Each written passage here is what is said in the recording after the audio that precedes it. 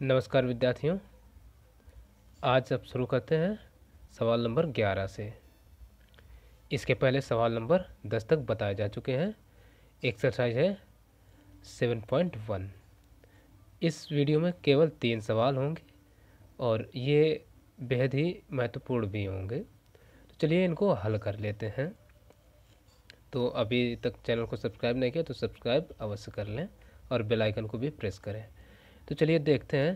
पहला सवाल जो दिया है, कह रहा है बिंदुओं एल एम एन के 3 रेखाखंड ओ ए ओ बी तथा ओ सी ऐसे लिए गए हैं कि एल समांतर एम नहीं एल एम समांतर ए बी तथा एम एन समांतर बी सी, लेकिन ना तो एल एम एन ना ही ए बी सी समरेख हैं। तो सिद्ध कीजिए कि एल एन समांतर ए सी।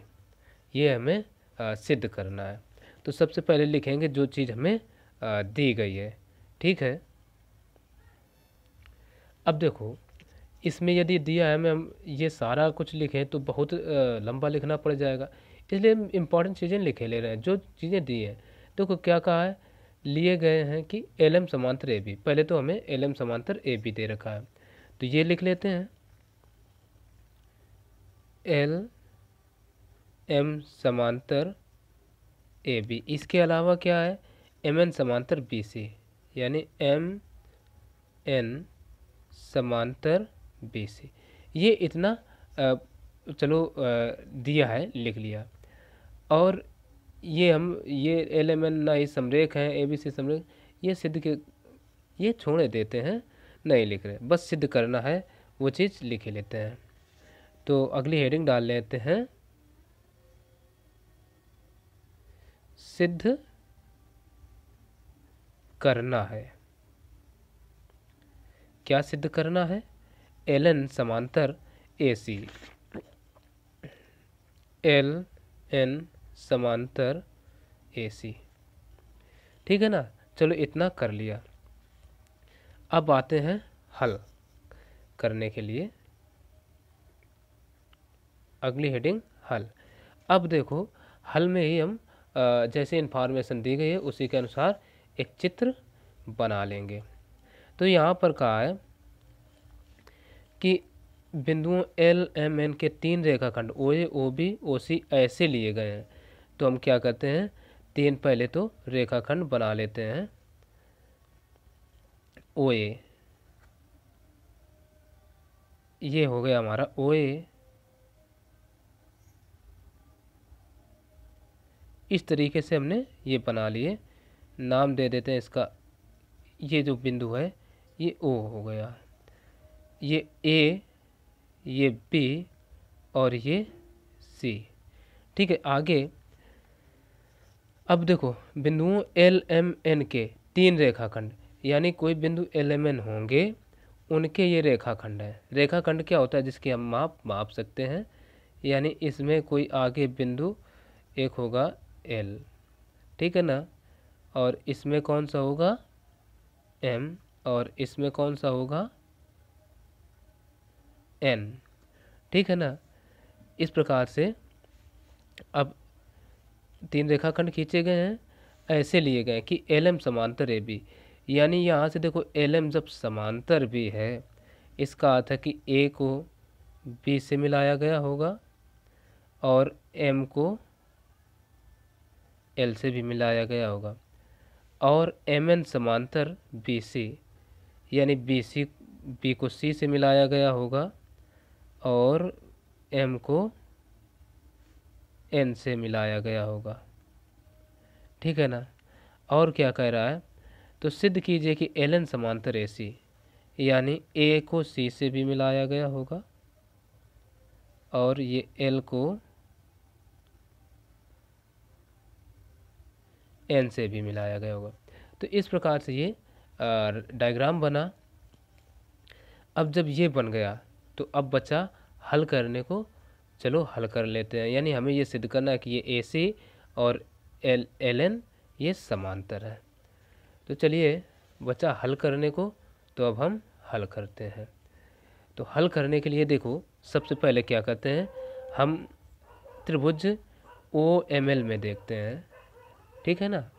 तो यही ले लेते हैं त्रिभुज OML। तो त्रिभुज OML में OML में क्या देखते हैं कि ये जो AB है ना ML के समांतर है, AB समांतर ML, ठीक है ना, ये हमें पता है ना। तो ये चूँकि हम इसको दिखाई देते हैं भाई, जब ये समांतर है तो इसमें क्या होगा, थेल्स प्रमेय अप्लाई कर सकते हैं। ठीक, तो थेल्स प्रमेय लगा देते हैं। थेल्स प्रमेय होती क्या है, देखो ये क्या हो जाएगा, AL अपान OA, नहीं इधर से जब अप्लाई करें तो ये ऊपर वाला भाग ऊपर ही रखेंगे, यानी OA अपान, देखो ये OA अपान AL, और इधर से OB अपान BM, ये हो जाएगा। ठीक, और समीकरण 1 दे देते हैं। ऐसा लिखा हमने क्यों, कारण दे देंगे, थेल्स प्रमेय, और ये इंपॉर्टेंट सवाल है। अच्छा, अब त्रिभुज ले लेते हैं BMC में। त्रिभुज BMC में अब इसमें क्या है, BC समांतर MN है, BC समांतर MN, इसलिए इसमें भी थेल्स प्रमेय लगाएंगे तो ये हो जाएगा OB अपान BM।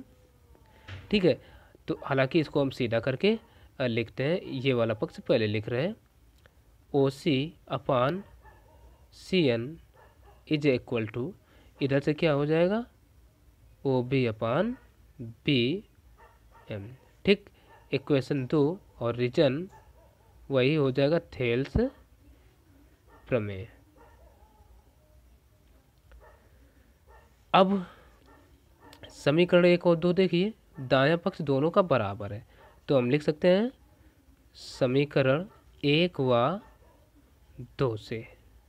ठीक, देखो एक भी OB अपान BM है, 2 भी OB अपान BM है, तो आपस में ये और ये हो जाएंगे बराबर, तो इसलिए ये हो जाएगा OA अपान AL बराबर इधर से OC अपान CN, ये इतना हो जाएगा। अब ये देखो OA का, OA ये है अपान AL ये, और ये OC और ये CN है। जब यहाँ पर इसका अर्थ क्या हो, ये जो AC है भुजाएं AL और ON को समान अनुपात में विभाजित करे, तो इसलिए AC और NL कैसी होंगी, समांतर होंगी। ठीक है ना, तो हम लिख सकते हैं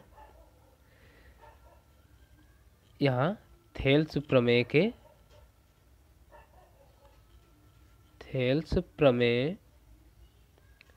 के विलोम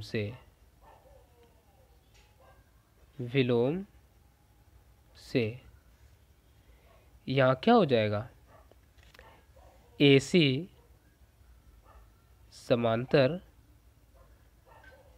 LN। ठीक है, या इसमें पहले लिखा है LN, तो हम पहले भी लिख सकते हैं LN समांतर AC, और यही हमें प्रूव करना था, जो कि प्रूव हो गया। तो कुछ नहीं, सवाल को बस जरा सा समझना है अच्छे से, बाकी सब कुछ ठीक ठाक है। बस हमने क्या किया, थेल्स प्रमेय लगा दिए। तो अब देखते हैं अगला सवाल। अब देखते हैं सवाल नंबर 13। सवाल नंबर 13वां क्या कहता है, कह रहा है त्रिभुज ABC का कोई अंतः बिंदु O है। त्रिभुज ABC का कोई अंतः बिंदु O है, कोण AOB कामा कोण BOC तथा कोण COA का अर्धक भुजाओं ABBC तथा CA से क्रमशः बिंदु DE तथा F में मिलता है। तो सिद्ध कीजिए कि AD into BE into CF बराबर BD into EC into FA या AF। ठीक है, ठीक है ना, FA या AF देख लेते हैं किताब में क्या लिखा है। ठीक है, FA ही है, तो चलो इसको अब हल करते हैं। तो सबसे पहले हम लिखेंगे जो चीज़ हमें दी गई है। तो पहली हेडिंग वही अपनी दिया है। क्या दिया है? जो दिया है वो अब हम लिख लेंगे। ठीक, तो पहला हमें पता है, देखो कह रहा है त्रिभुज एबीसी का कोई अंतःबिंदु ओ है। तो लिख लेते हैं ओ त्रिभुज ए बी सी का अंतः बिंदु है। बिंदु है। अब आगे क्या कहता है? आगे कह रहा है कि ये देखो कोण ए ओ बी, कोण बी ओ सी तथा कोण सी ओ ए का अर्धक भुजाओं ए बी बी सी तथा सी ए से क्रमशः डी ई एफ में मिलता है। तो यही चीज़ें हम बिल्कुल एज इट इज लिख लेंगे, दिया है हमें, ठीक है ना। तो आगे तथा कोण ए ओ बी, कोण ए ओ बी कामा कोण बी ओ सी तथा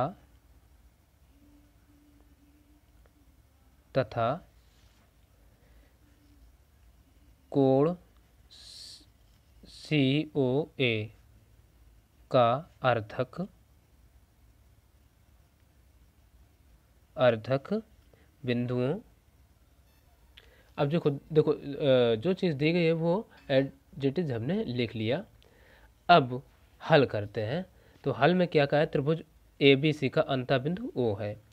तो ओ कोई एक अंतःबिंदु होगा, ठीक है ना। अब देखो, हालांकि एक बार सवाल को भी हम पढ़ते चलते हैं। अंतःबिंदु का अर्धक, देखो कोण ए ओ बी, कोण बी ओ सी तथा कोण सी ओ ए का अर्धक भुजाओं ए बी बी सी तथा सी ए से क्रमशः बिंदुओं डी ई एफ में मिलता है। यानी इन कोणों का अर्धक, यानी इस कोण का कोई अर्धक है, ये भुजा, चलो नाम दे देते हैं पहले त्रिभुज का ए बी सी, ठीक है ना। ये देखो ए बी जो है, अब नाम हम बाद में एक साथ देते चलेंगे।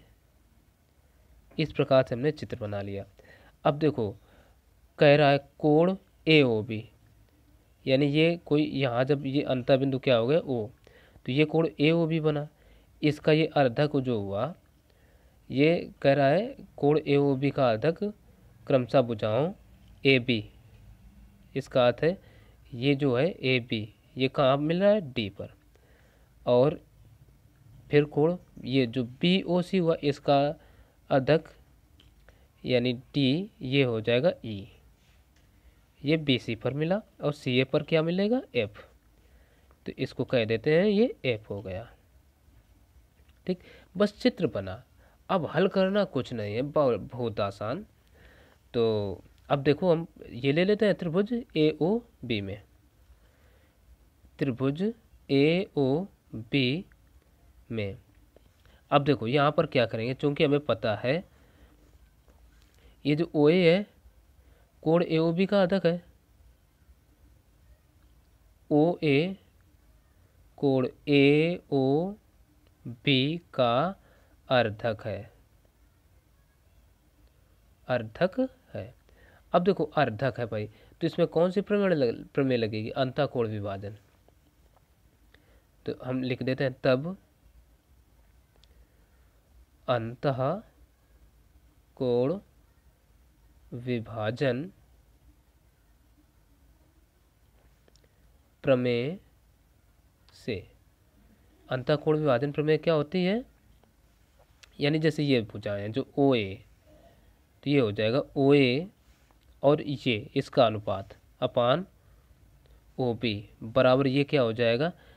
देखो अंतःकोण विभाजन प्रमेय होती है, जिस कोण का अर्धक होता है वो कोण जिन भुजाओं से मिलकर बना होता है उसका अनुपात, और जो अंतःकोण को अर्धक करने वाला है रेखाखंड, वो अन्य भुजा को यानी अपने सामने वाले भुजा को जिस अनुपात में काटता है उसके अनुपात के बराबर होता है। यानी तो ये ओ ए अनुपात ओ ए अपान ओ बी बराबर हो जाएगा AD अपान BD।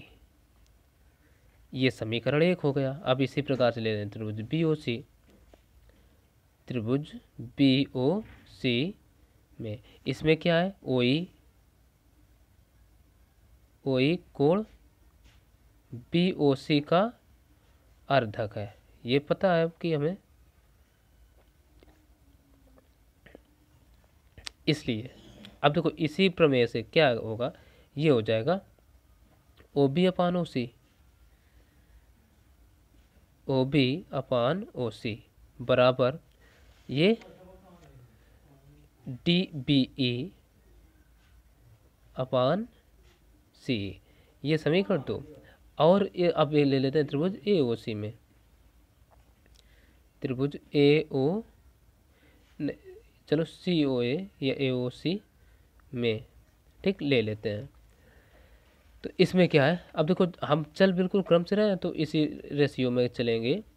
तो इसमें क्या हो जाएगा, इसमें देखो OF कोण AOC का अर्धक है, ठीक। इसलिए ये क्या हो जाएगा, देखो CO अपान AO, CO अपान AO बराबर ये क्या होगा, CF अपान AF, ये होगा समीकरण 3। अब देखो जो सिद्ध करना है हमें, सिद्ध करना है तो लिखा नहीं था, तो अब सिद्ध करना है, जो लिखा नहीं भूल गए, तो इसको अब हम सवाल में देख लेते हैं।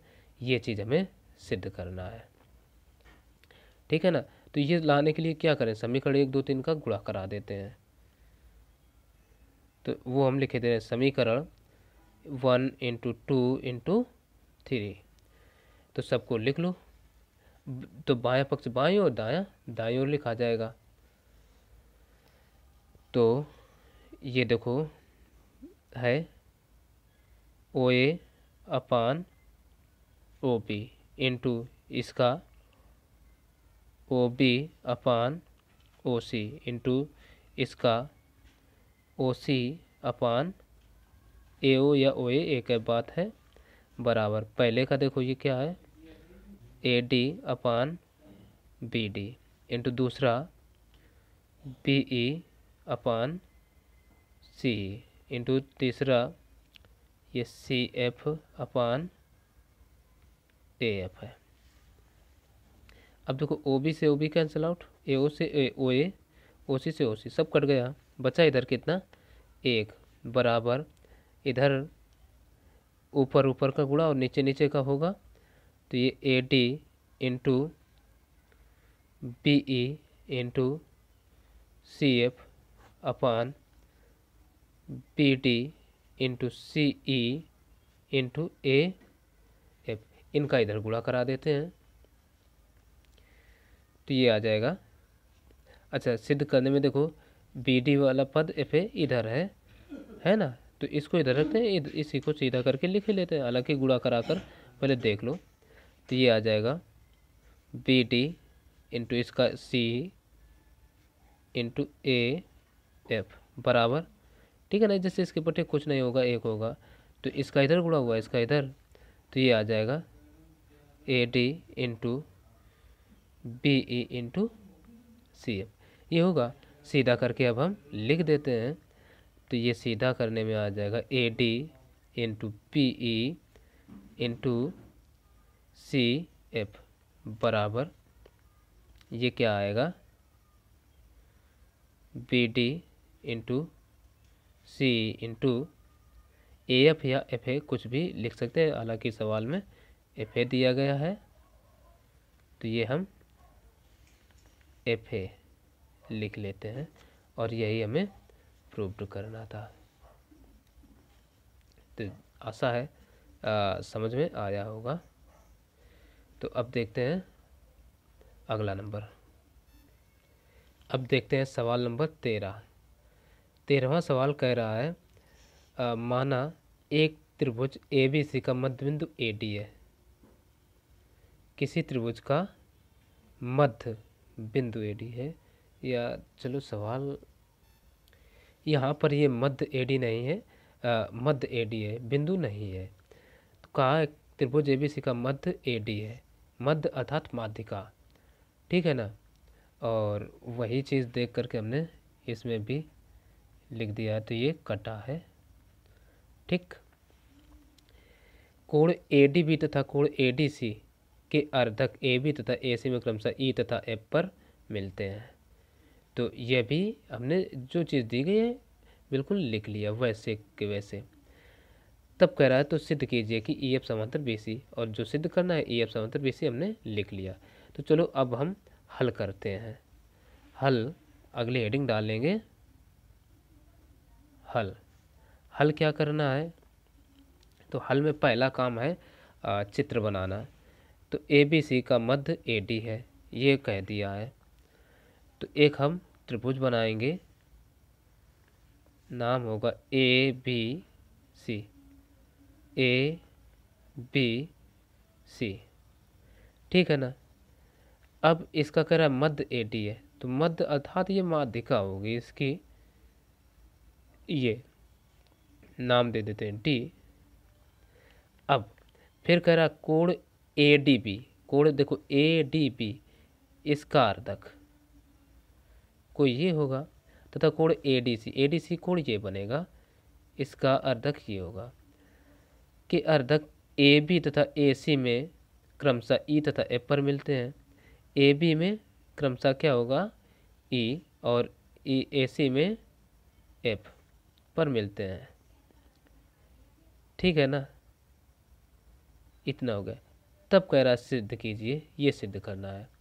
इसका अर्थ हुआ कि इसको हम इससे ज्वाइन करना ही होगा। तो चलो चित्र बन गया, अब बचा हल करने को। हाँ, एक चीज़ ये समझना, ये भाग और ये भाग कैसे हैं, बराबर हैं जब ये मध्य है। तो अब हल कर लेते हैं।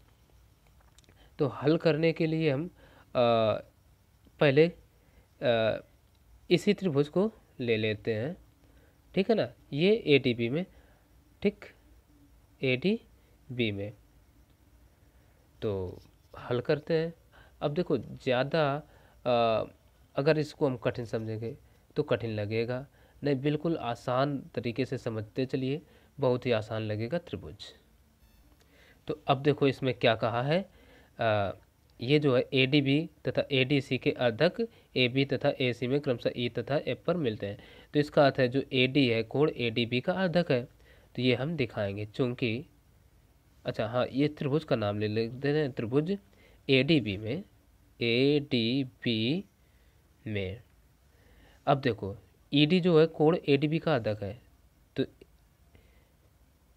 ED कोण ADB का अर्धक है, ठीक है ना। कोण ADB का अर्धक है, इसलिए ये क्या हो जाएगा, इसमें अंतःविभाजन कोण, अंतःकोण विभाजन प्रमेय लगाएंगे। तो ये क्या हो जाएगा, ये हो जाएगा AD अपान BD बराबर, ये किससे मिलकर बना है, देखो जिस कोण, वह कोण जिस कोण को विभाजित कर रही है वो कोण किन भुजाओं से मिलकर बना होता है, इनसे बना है। तो और जिस भुजाओं को ये काट रहा है, तो AE AB को काट रहा है, तो किस अनुपात में, AE और BC में, B में। तो ये हो जाएगा AE अपान B, समीकरण 1। अब इसी प्रकार से त्रिभुज ये ले लेते हैं, त्रिभुज ADC में, इसमें भी क्या करेंगे, देखो ये DF कोण ADC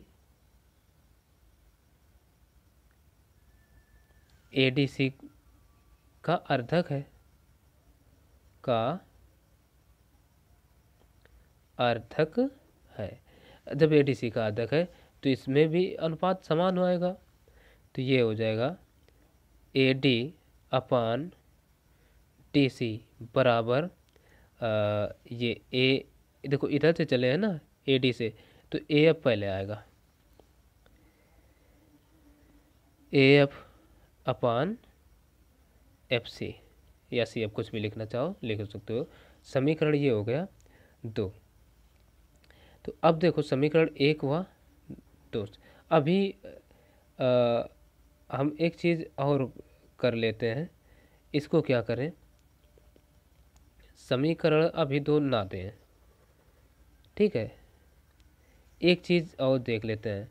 देखो बी डी और सी डी बराबर होंगे, क्योंकि ये मध्य बिंदु है डी। तो इसको हम दिखा देंगे, क्योंकि बी डी बराबर सी डी। ये ऐसा क्यों है, ये हमें सवाल में ही दिया है, ठीक। इसलिए ये क्या हो जाएगा, ए डी। अब देखो जब ए डी सी डी बना तो इसके स्थान पर ए बी डी ही रख सकते हैं ना। बी डी बराबर A F upon C F, इतना हम लिख सकते हैं। जब इतना लिख लिया तो अब इसको कह देते हैं समीकरण 2। अब देखो समीकरण 1 हुआ 2 से, 1 हुआ 2 से, समीकरण 1 हुआ 2 से। देखो बायां पक्ष दोनों का सेम है, दाएं पक्ष हो जाएंगे बराबर। तो ये हो जाएगा ए ई अपान बी ई बराबर A F upon C F, इतना आ गया। तो यहीं से अब थेल्स प्रमेय का विलोम लग जाएगा, ठीक। तो यहीं हम लिख देते हैं थेल्स, अतः जब ये अनुपात आ गया तो थेल्स प्रमेय का विलोम ये तो है, ये प्रमेय के विलोम से क्या हो जाएगा, ये जो ई एफ है वो बी सी के समांतर हो जाएगी। ई एफ समांतर बी सी, और यही प्रूव करना था, जो कि प्रूव हो गया।